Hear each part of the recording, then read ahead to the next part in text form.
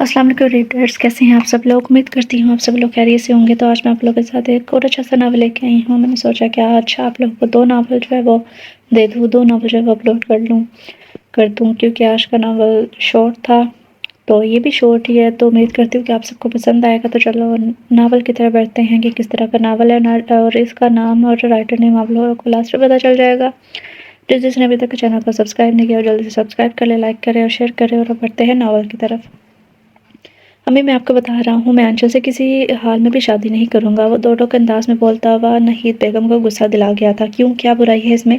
وہ بیٹے کو شعلہ وار نظروں سے گھورتے ہوئے استفسار کرنے لگی تھی۔ کیونکہ وہ مجھے پسند نہیں ہے، میں اس کو اپنے قابل نہیں سمجھتا۔ اس کے لہجے میں تکبر کی آمیزش تھی۔ نہید بیگم بیٹے کو تعجب سے دیکھتی ہوئی رہ گئی تھی۔ کیوں قابل نہیں سمجھتے؟ کیا کمی ہے اس میں؟ بتاؤ، خوبصورت ہے، ذہین ہے، سکر ہے، بڑوں کا احترام کرتی ہو، اور تمہیں کیسی لڑکی چاہیے؟ وہ آنچل کی خوبیاں گنوانے لگی تھی۔ عرش احمد کا حلق تک کڑوا ہو گیا تھا۔ بس جو بھی ہے، مجھے بالکل بھی پسند نہیں ہے، اس نے صاف کہا تھا۔ نہید بیگم کا پارا اچانک ہائی ہو گیا تھا۔ وہ آگے ہی اپنے بیٹے کی حرکتوں کی وجہ سے تنگ تھی، جس کی وجہ سے وہ اس کی شادی کر کے اس کو ازواجی زندگی میں مصروف کر دینا چاہتی تھی، مگر اس معاملے میں بھی وہ منمانی کرنے پر اترا ہوا تھا۔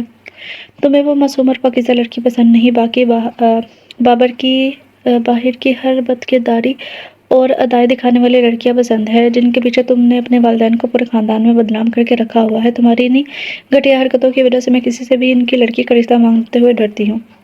وہ آج کسی بچھڑی ہوئی شیرنی کی طرح گھڑا رہی تھی۔ عرش ہکا بکا رہ گیا تھا۔ آج پہلی بار اپنی ماں کے منہ سے اپنے بارے میں ایسے الفاظ سن رہا تھا۔ اگر میں اور تمہارا باپ تمہارے لیے آج ڈال نہ بنتے تو تم پڑے ہوتے کسی کال کوٹری میں۔ اپنے فعل کی وجہ سے وہ ناگواری سے بولی تھی۔ آخر میں ان کے چہرے پر دکھ آیا تھا۔ ہاں، تو کوئی احسان نہیں کہ آپ نے ماں باپ ہیں، فرض ہے آپ کا یہ سب کرنا۔ وہ انتہائی بدتمیزی سے بولا تھا۔ نہید بیگم بیٹے کو دکھ سے دیکھ رہی تھی۔ ان کی آنکھوں میں آنسو آ گئے تھے۔ ٹھیک ہے، ہم نے جب تمہارے سارے فرض ادا کر دیے ہیں تو تم بھی کرو۔ وہ آنسو صاف کرتے ہوئے اٹھ کھڑی ہوئی تھی۔ عرش چکرا کے رہ گیا تھا۔ نہیں امی، آپ میرے ساتھ زبردستی نہیں کر سکتی۔ میں کبھی بھی اس آنچل نامی بلا سے شادی نہیں کروں گا، اس نے نہایت حقارت سے کہا تھا۔ ٹھیک ہے، اس کا فیصلہ رات کو تمہارے باپ کے آنے پر ہی ہوگا۔ وہ غصے سے کہہ کے اس کے کمرے سے نکل گئی تھی۔ آنچل مائی فٹ، پیچھے اس نے نفرت سے سامنے پڑی کرسی کو ٹھوکر ماری تھی اور کمرے سے نکل گیا۔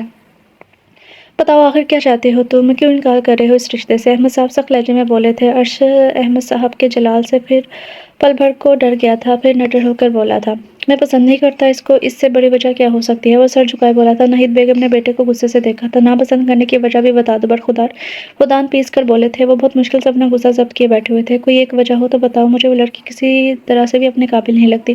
وہ ہر لحاظ سے بلائے طاق رکھ کر بولا تھا۔ احمد صاحب غصے سے مٹھیاں بھیج کر رہ گئے تھے۔ نہید بیگم بیٹے کی ہمدردی پر سر تھام کر رہ گئی تھی۔ ٹھیک ہے، جاؤ، پھر جب تمہیں ماں باپ کی بات کا کوئی پاس نہیں ہے تو ہمیں بھی تمہاری کوئی ضرورت نہیں ہے، نکل جاؤ اس گھر سے۔ وہ قدرے جلال سے بولے تھے۔ عرش کے پیروں تلے سے زمین پھسل گئی تھی۔ آپ لوگ آخر کیوں اس رشتے کے لیے مجھ پر دباؤ ڈال رہے ہیں؟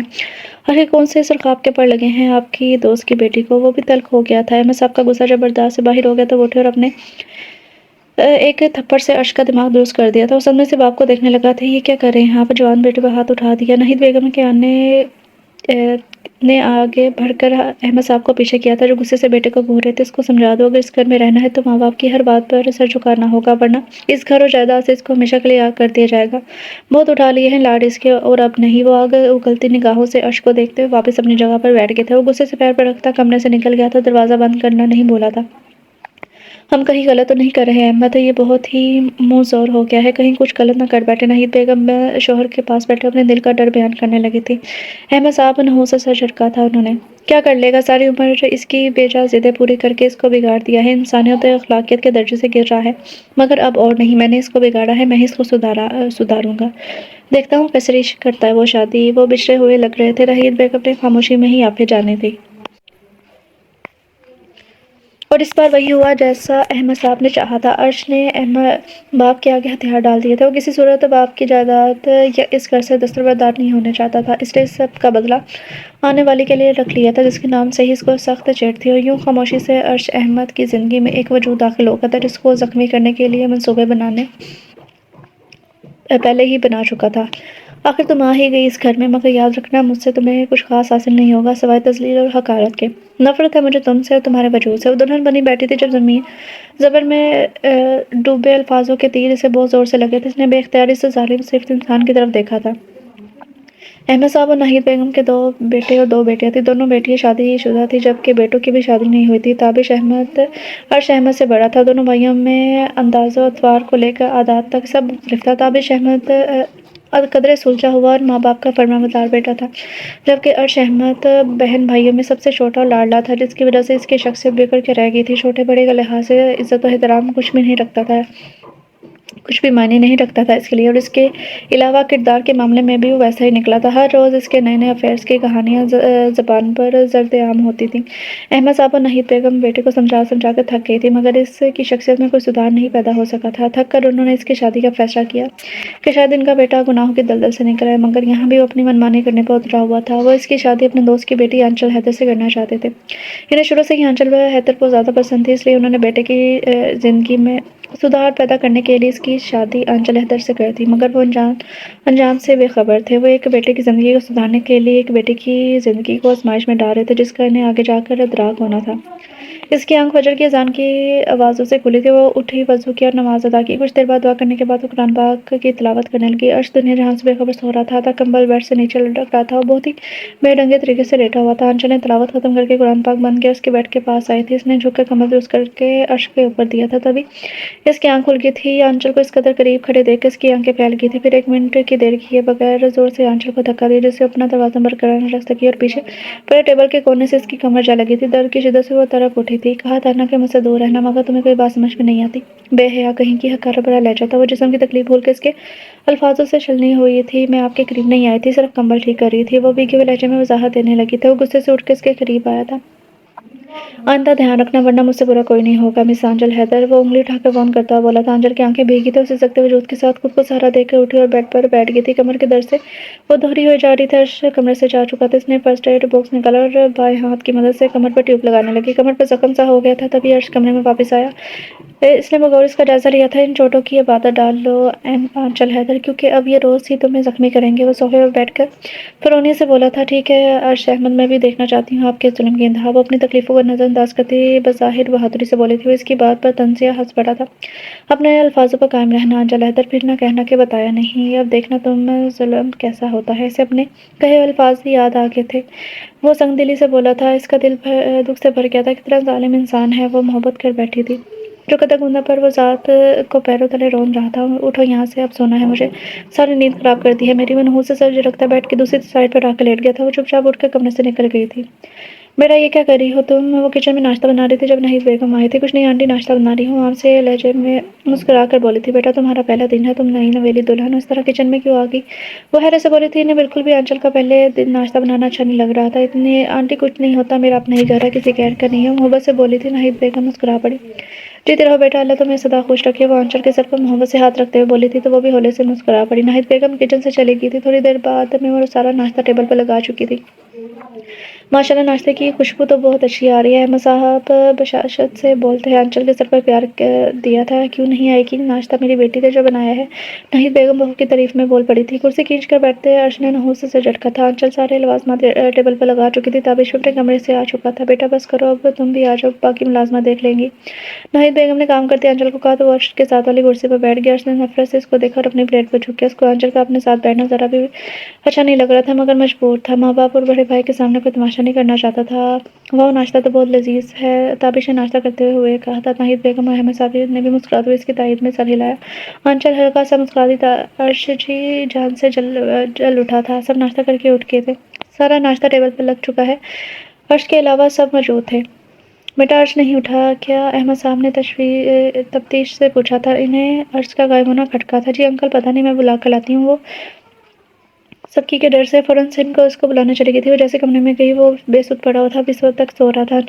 शशोपंज में मुबतला हो गए थे। कब इसको कैसे जगाया? वो तो उसके करीब आने पर ऐसे भड़क उठता था जैसे वो कोई अछूत हो। कुछ देर बाद यूं ही खड़े वो सोचती रही कि क्या करे। फिर अचानक इसने अलार्म बजाकर इसके कान के करीब रख दिया और खुद दूर खड़ी हो गई थी। अलार्म की आवाज़ से वो कोफत में मुबतला होकर उठा था। आपको सब नीचे बुला रहे हैं। इसने जल्दी से कहा। अलार्म बंद करके फिर से ना सो जाए। जाओ तुम, मैं आता हूँ। इसने बेजारी से कहा और वॉशरूम में घुस गया था। नीचे आ गई। वो शावर लेकर आ रहे हैं, इसने कुर्सी पर बैठते हुए कहा था। तो अहमद साहब खामोश हो गए थे। भाभी आपने कोई कुकिंग कोर्स वगैरह किए रखे हैं क्या? अचानक पास बैठे ताबिश ने पूछा था। नहीं तो आप क्यों पूछ रही? मैं हैरत से बोली थी।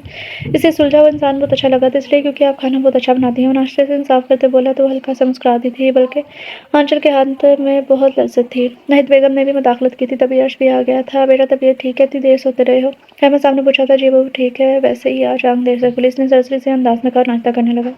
नाहिद बेगम ने बेटे से कोई बात ना की थी। इससे साफ जाहिर था वो बेटे से सख्त नाराज है, मगर अर्श अहमद को कोई फर्क नहीं पड़ता था। इसके मुताबिक वो मजलूम था, इस पर नाहक जुल्म किया गया था। एक अनचाही हस्ती को इसकी जिंदगी में इसकी मर्जी के बगैर दाखिल कर दिया गया था।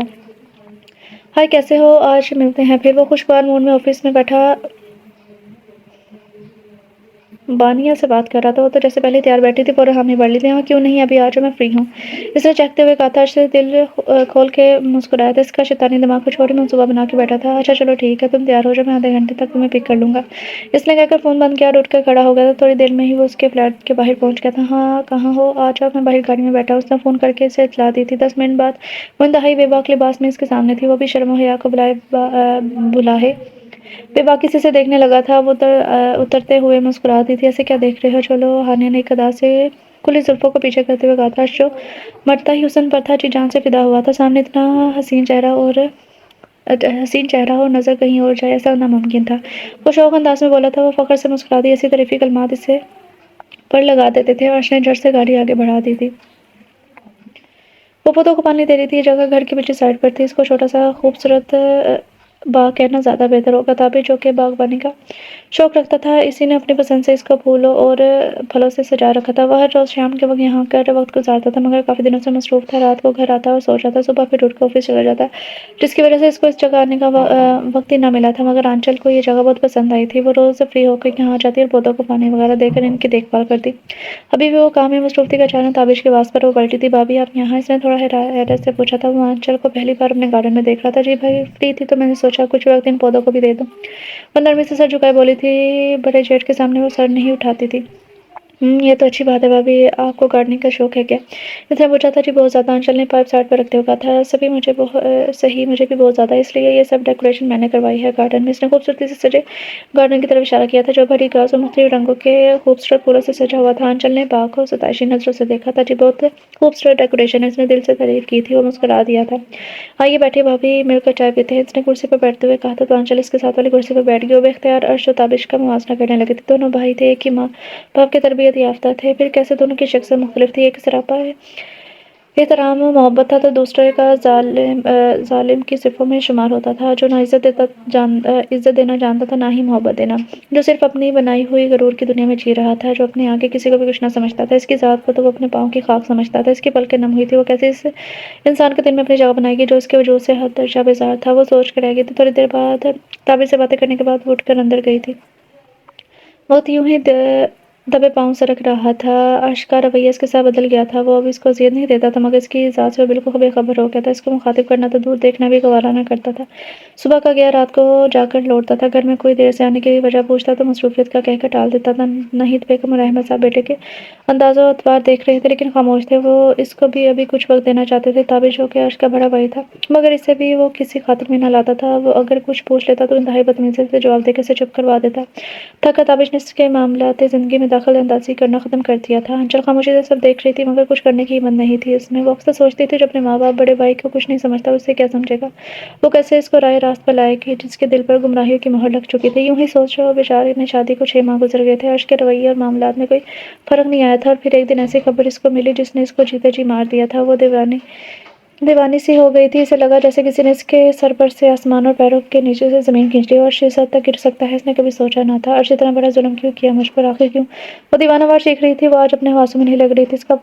इसकी पूरी दुनिया को आग लगा देने का दिल कर रहा था। बेवफाई का जहर इसकी रगों में खून की मानद सरेद कर गया था। वो जख्मी वजूद के साथ तड़प रही थी, सिसक रही थी। इसकी मोहब्बत और वफा का ये सिला दिया था अर्श ने। अभी वो कुछ देर की ही तो बात है जब अर्श अपना फ़ोन गलती से कमरे में भूल गया था। तब अचानक मैसेज की टोन ने बेडशीट ठीक करती आंचल की तवज्जो अपनी तरफ करवाई थी। इसने जैसे ही फ़ोन पकड़ा, ऊपर लिखे मैसेज को पढ़कर वो साकित रह गई थी। अर्श यार, रिपोर्ट्स पॉजिटिव हैं। I am expecting. अब क्या करूँ, कैसे जान छुड़ाऊँ इस मुसीबत से? फ़ोन आंचल के हाथ से छूटकर ज़मीन बोस हो चुका था। वो चकराते सर के साथ ज़मीन पर बैठती चली गई थी, फिर धाड़े मार मार कर रोती थी। कैसा सिला मिला था इसे मोहब्बत का? ज़मीन के निचले हिस्से में दफन हो गई थी। वो सांसें कांटे की तरह चुभ रही थी। इसे अब اسے اس کی مصروفیات اور اپنی ذات سے بے خبری کی وجہ سمجھ میں آئی تھی۔ تبھی وہ ظالم کمرے میں آیا تھا۔ آنچل کو یوں زمین پر اسی حالت میں بیٹھا دیکھ کر وہ صحیح معنوں میں ڈر گیا تھا۔ کیا ہوا تمہیں؟ کیوں سوگ منا رہی ہے؟ اس نے سخت لہجے میں پوچھا تھا۔ آنچل نے زخمی نگاہوں سے اس کی طرف دیکھا جو رو رو کے لال ہو گئی تھا۔ اس نے اس کی حالت دیکھ کر ہکا بکا رہ گیا تھا۔ اس نے خاموشی سے فون نرس کی طرف بڑھایا تھا جسے اس نے ناسمجھی سے پکڑا تھا اور اوپر آیا میسج دیکھ کر وہ بھی سر تھام کر رہ گیا تھا۔ اس نے بامشکل دیوار کا سہارا لیا تھا۔ اسے اب آنچل کی حالت سمجھ میں آئی تھی۔ کیوں عرش؟ کیوں کیا آپ نے ایسا؟ کیوں آپ نے اتنے بڑے گناہ کا ارتکاب کیا؟ کیوں اپنے ساتھ مجھے بھی اجاڑ کر رکھ دیا آپ نے؟ کیوں وہ ذہنی کیفیت میں چلائی تھی؟ اس کا بس نہیں چل رہا تھا، وہ خود کو ختم کر ڈالے۔ عرش بت بنا کھڑا تھا۔ اس کو کچھ سمجھ نہیں آ رہی تھی وہ کیا کرے۔ سمجھنے سمجھانے کا وقت تو گزر گیا تھا۔ کیا ہوا بیٹا؟ یوں آنچل کیوں چیخ رہی ہے؟ اچانک ناہید بیگم نمودار ہوئی تھی۔ عرش کی سانسیں رک گئی تھی۔ آنچل! ناہید بیگم صدمے سے بولی تھی۔ آنچل کی حالت کسی میت پر رونے والی کی جیسی اجڑی ہوئی لگ رہی تھی۔ وہ بھاگ کر ناہید بیگم کے گلے لگ گئی تو عشق سے رونے لگی۔ آنچل کیا ہوا ہے؟ کچھ تو بتاؤ۔ عرش تم نے کچھ کہا ہے؟ وہ کہر آلودہ نظروں سے اسے دیکھتے ہوئے بولی تھی۔ عرش نے بے اختیار نفی میں سر ہلایا تھا۔ آنچل کے رونے میں شدت آ گئی تھی۔ عرش کا دل سوکھے پتے کی مانند کانپ رہا تھا۔ اسے ڈر تھا کہ آنچل ناہید بیگم کو کچھ بتا نہ دے۔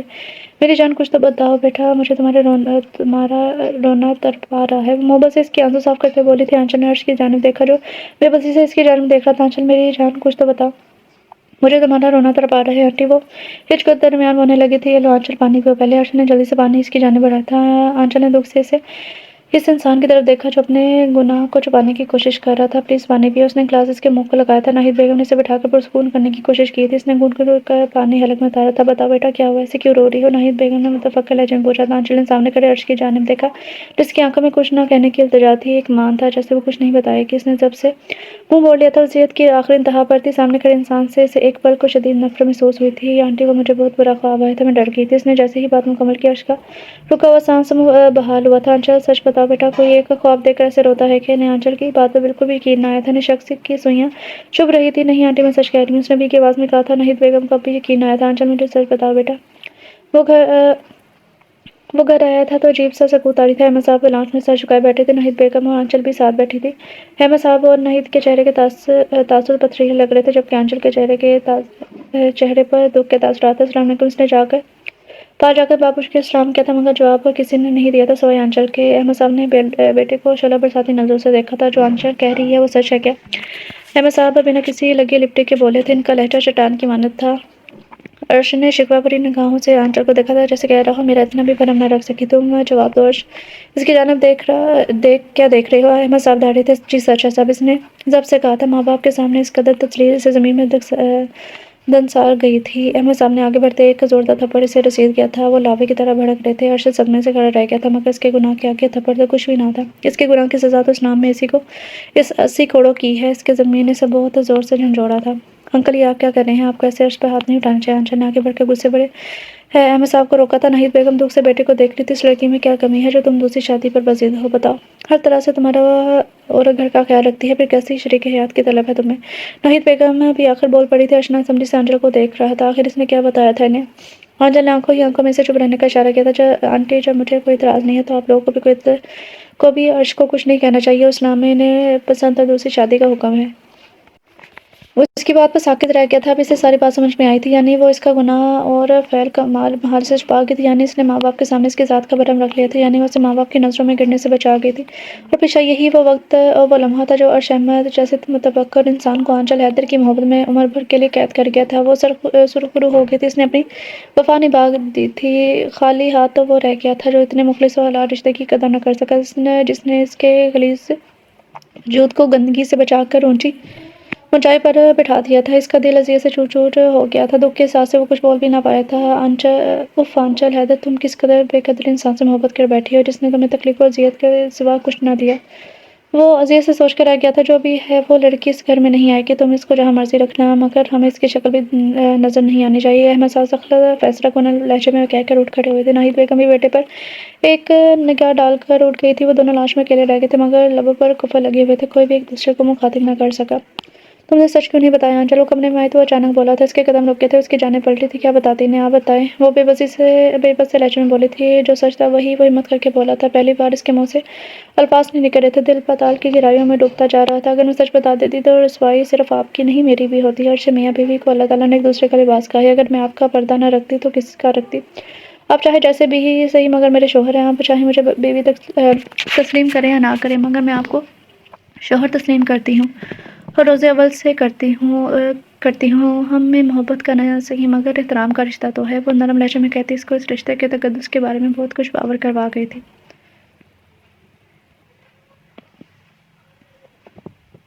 وہ اس کی باتیں سن کر زمین پر گھر گیا تھا۔ کیوں کرتی ہو مجھ سے اتنی محبت انچل؟ وہ بے اختیار بولا تھا۔ انچل نے حیرت سے اس کی جانب دیکھا جیسے اس سوال کی توقع نہ کر رہی ہو۔ محبت اس کے لبوں پر زخمی سی مسکراہٹ امڑ آئی تھی۔ عرش کا دل دکھ سے بھر گیا تھا۔ محبت اگر میری اختیار کی چیز ہوتی تو شاید مرتے دم تک نہ کرتی۔ عرش وہ کرب سے بولی تھی۔ محبت کھو دینے کا ملال اس کی آنکھوں میں درد بن کر ہچکولے کھانے لگا تھا۔ جب اس کی آنکھوں میں عرش سے اور دیکھا نہ گیا تھا وہ رخ موڑ گیا تھا۔ وہ بھی اسے خاموش دیکھ کر اٹھ کھڑی ہوئی تھی اور فرش پر اپنا بستر لگانے لگی۔ عرش نے دھندلاتی ہوئی آنکھوں سے یہ منظر دیکھا تھا اور آنکھوں پر بازو رکھا گیا تھا۔ کس حق سے وہ اس کو اپنے ساتھ لیٹنے کو کہتا؟ اس کا غلیظ وجود اس پاک وجود والی کو ناپاک کر سکتا تھا۔ وہ قابل ہی کہاں رہا تھا اس کے؟ آج تک وہ اسے اپنے قابل نہ سمجھتا تھا، آج وہ اس کے قابل نہ رہا تھا۔ وقت نے ایسی کروٹ بدلی تھی کہ وہ منہ کے بل جا گرا تھا اور اس کی کہی ہوئی ہر بات نے اس کا منہ نوچ ڈالا تھا۔ وہ صبح اٹھا تو ایک انجان نمبر سے آنے والے کالز نے اس کی توجہ اپنی جانب کھینچی تھی۔ اس نے تجسس کے ہاتھوں مجبور ہو کر اس نمبر پر کال بیک کی تھی۔ آپ عرش احمد بات کر رہے ہیں؟ دوسری جانب سے کسی لڑکی کی آواز آئی تھی۔ جی میں عرش احمد بات کر رہا ہوں، مگر آپ کون؟ اس نے تھوڑا حیرانگی سے پوچھا۔ جی میں ہانیہ کی بہن بات کر رہی ہوں۔ ہانیہ کا انتقال ہو گیا، اس کا بہت برا ایکسیڈنٹ ہوا تھا، دوسری جانب سے کہتے ہوئے آواز بھیگ گئی تھی۔ عرش سن سا ہو گیا تھا، اسے اپنے کانوں پر یقین نہ آیا تھا۔ فون اس کے ہاتھوں میں سہم کر رہ گیا تھا۔ یہ آپ کیا کہہ رہی ہیں؟ اس کا صدمے سے برا حال ہو رہا تھا۔ انچل جو ابھی کمرے میں آئی تھی اس کی آواز سن کر رک گئی تھی۔ جی میں صحیح کہہ رہی ہوں، مجھے بھی ابھی تک یقین نہیں آ رہا۔ میں کل سے آپ کو کالز کر رہی ہوں مگر آپ نے پک نہیں کی۔ ہم نے سب کو بتا دیا ہے ہانیہ کی ڈیتھ کا۔ آپ ان کے دوست تھے تو آپ کو بھی جلدی ہی بتانا چاہا تھا مگر آپ نے وقت پر فون نہیں اٹھایا اور اس کی تدفین کر دی۔ دوسری طرف سے وضاحت دی گئی تھی۔ وہ سن ہوتے دماغ کے ساتھ سب سن رہا تھا۔ مجھے بہت افسوس ہوا، میں آؤں گا انشاءاللہ تعزیت کے لیے۔ اس نے بمشکل دل کو سنبھالتے ہوئے بات ختم کی تھی اور بیڈ پر گرنے کے انداز میں بیٹھ گیا تھا۔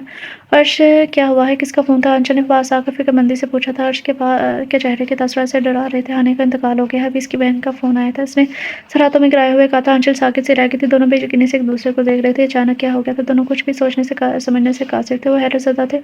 کیسے ان پر آئی آزمائش پل میں ٹل گئی تھی؟ کیسے ان کی خاموش دعا سن لی گئی تھی؟ وقت خود بخود کیسے بدل گیا تھا؟ دونوں کو آزمائش کی بٹی میں جلنے سے بچا لیا گیا تھا۔ دونوں کے دل سجدہ زیر ہو گئے تھے۔ ہانیہ کے انتقال کو 2 سال گزر گئے تھے۔ آہستہ آہستہ وہ دونوں اس سانحے کو بھول کر اپنی زندگی میں مگن ہو گئے تھے مگر ان کے بیچ کی دیوار ہنوز قائم تھی۔ مگر عرش کی زندگی میں بدلاؤ آ گیا تھا، وہ بدل گیا تھا۔ اس نے اپنے اندر کے برے انسان کو شکست دے ڈالی تھی۔ اس کا رویہ ماں باپ دوسروں کے ساتھ بہت زیادہ بدل گیا تھا۔ ایک ٹھہراؤ تھا جو اس کی زندگی میں آ گیا تھا۔ وہ نماز قرآن کا پابند ہو گیا تھا۔ اپنی خطاؤں کی معافی وہ خدا سے ہر وقت مانگتا رہتا جس نے اس کو ذلت اور رسوائی سے بچا لیا تھا، جس نے اس کی ذات کا بھرم قائم رکھا تھا۔ وہ گھر میں سب سے اپنے سابقہ رویے کی معافی مانگ چکا تھا۔ ناہید بیگم اور احمد صاحب تو بیٹے کو راہ راست پر آتا دیکھ کر ہی اسے معاف کر چکے تھے۔ اس نے آنچل سے بھی کئی بار معافی مانگی جس کو اس نے کھلے دل سے معاف کر دیا مگر پھر بھی ایک خلا تھا، ایک فاصلہ تھا ان کے درمیان جو مٹ نہ سکا۔ دلوں میں ایک بال آ گیا تھا جو چاہ کر بھی نکل نہ سکا تھا۔ زندگی اپنی ڈگر پر آ گئی تھی مگر ایک ویران سے جزیرے پر آ کر ٹھہر گئی تھی۔ وقت یوں ہی دبے پاؤں گزر رہا تھا۔ انچل پہلے دن کی طرح ہی اس کا اور اس کی ہر چیز کا خیال رکھتی تھی مگر اب وہ چڑھنے کے بجائے شرمندہ ہو جاتا تھا۔ وہ خود کو بالکل بھی انچل کے قابل نہیں سمجھتا تھا۔ اس کے گناہ اسے چاہ کر بھی چین نہ لینے دیتے تھے۔ اس کا دل انچل سے محبت تو کر بیٹھا تھا مگر چاہ کر بھی اس کی جانب بڑھ نہ سکا تھا۔ یوں ہی وقت آنکھ مچولی میں ہاتھوں سے پھسلتا جا رہا تھا۔ سنو آج کہیں گھومنے چلیں؟ وہ الماری میں کپڑے رکھتی تھی جب عرش نے کہا تھا کہ خیر ہے۔ وہ ہلکا سا مسکرائی تھی۔ ان کے درمیان تکلف کی دیوار تو گر گئی تھی مگر بے گھانگی ہنوز قائم تھی۔ عرش نے پہلی بار ہمت کر کے قدم آگے بڑھایا تھا۔ ہاں خیر ہی ہے، چلو گی؟ اس نے نارمل لہجے میں کہا تھا۔ انچل نے اس بات میں سر ہلا دیا۔ وہ کھل اٹھا تھا۔ ٹھیک ہے پھر تم تیار ہو جاؤ، چلتے ہیں، وہ گھڑی پہنتے ہوئے بولا تھا تو انچل نے حیرانگی سے اس کے چہرے کی طرف دیکھا جو کھل رہا تھا۔ میں ایسے ہی ٹھیک ہوں، تیار ہو کر کیا کرنا ہے، ایسے چلیں، وہ کمرے کا بکھراوا سمیٹتے ہوئے بولی تھی۔ عرش کا چہرہ مرجھا گیا تھا۔ انچل نے غور سے اس کے چہرے کے تاج چڑھاؤ کو دیکھا تھا۔ اچھا ٹھیک ہے، میں تیار ہو کر آتی ہوں۔ اس نے الماری سے گلابی رنگ کی فراک نکالی، واش روم میں چلی گئی۔ وہ دل سے مسکرایا تھا۔ تھوڑی دیر بعد وہ نکلی تو عرش مسپرائی سا ہو گیا تھا۔ وہ اسے فراک میں آسمان سے اتری ہوئی کوئی حوری معلوم ہو رہی تھی بلکہ چپکانا بھول گیا تھا۔ انچل اس کو اس طرح دیکھ کر تھوڑا جھجک گئی تھی۔ ماشاءاللہ بہت خوبصورت لگ رہی ہو، بے اختیار کہہ اٹھا تھا۔ انچل کے دل کی دھڑکنیں تیز ہوئی تھی، بے ترتیب ہوئی تھی۔ وہ چھوٹے چھوٹے قدم اٹھاتی آئینے کے سامنے آ کر بال بنانے لگی تھی۔ عرش اس کو دیکھنے میں مصروف تھا۔ دل بدلا تھا تو دیکھنے کا نظریہ بھی بدل گیا تھا۔ انچل اس کی آواز میں عجیب سی طرب تھی۔ وہ فوراً پلٹی۔ کیا ساری زندگی ہم یوں ہی گزار دیں گے؟ اس نے سیدھا دل کی بات کہی تھی۔ انچل نے حیرت سے اس کی جانب دیکھا جیسے اس کی بات کی توقع نہ کری ہو۔ کیا مطلب ہے آپ کی بات کا؟ اس نے انجان بندے پوچھا تھا۔ سمجھ تو وہ گئی تھی مگر عرش کے دل میں کیا ہے وہ جاننا چاہتی تھی۔ یہی کہ کیا یہ ہمارے درمیان ساری زندگی ایسا ہی رہے گا؟ وہ فاصلے سمیٹتا آہستہ کہا تھا۔ انچل کچھ نہ کہہ سکی مگر عرش کی اگلی جسارت پر وہ پتھر کی ہو گئی تھی۔ ہاں چلے حیدر، عرش احمد تم سے عشق کی انتہا تک محبت کرتا ہے، کیسے اور کب ہوئی یہ نہیں معلوم، بس ہوتی چلے گی، تمہارے صبر تمہاری محبت نے مجھے ہرا دیا۔ آج عرش احمد صرف اور صرف آنچل حیدر کا ہے اور آخری سانس تک اسی کا رہے گا۔ وہ اس کا ہاتھ تھامے گھٹنوں پر بیٹھا عاجزی سے بولا تھا۔ آنچل کی تو پوری کائنات تو رک گئی تھی، پورا وجود سماعت بن گیا تھا، غم و خوشی کے احساسات سے اس کی آنکھیں نم ہو گئی تھی۔ کتنا انتظار کیا تھا اس نے اس لمحے کا، اپنی پوری زندگی اس نے اس لمحے کے انتظار میں تیاگ کر دی تھی۔ بولو آنچل، کیا تمہیں اس گنہگار اس ناچیز کے ساتھ عمر بھر کے لیے قبول ہے؟ وہ پھر سے بولا تھا۔ آنچل نے نم آنکھوں سے اسے دیکھ کر اس بات میں سر ہلا دیا تھا۔ وہ خوشی سے جھوم اٹھا تھا، دونوں کی آنکھیں نم ہوئی تھی، بے اختیار وہ عرش احمد کے حصار میں سما گئی تھی۔ سکون و طمانینت دونوں کے رگوں میں سرایت کر گئی تھی۔ غموں کے بادل آخر ایک طویل مدت کے بعد چھٹ گئے تھے، محبت نے آخرکار اپنا منوا ہی لیا تھا۔ ختم شد۔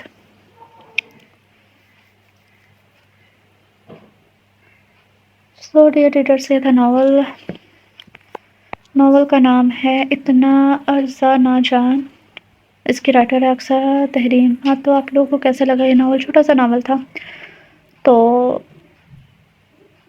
اس میں جو سبق دیا ہوا تھا وہ تو کافی اچھا تھا۔ تو آپ لوگوں کو ناول کیسا لگا؟ امید کرتی ہوں کہ پسند آیا ہوگا۔ تو ملتے ہیں کل نیو ناول کے ساتھ، تب تک کے لیے اپنا خیال رکھیں، خوش رہیں، اللہ حافظ۔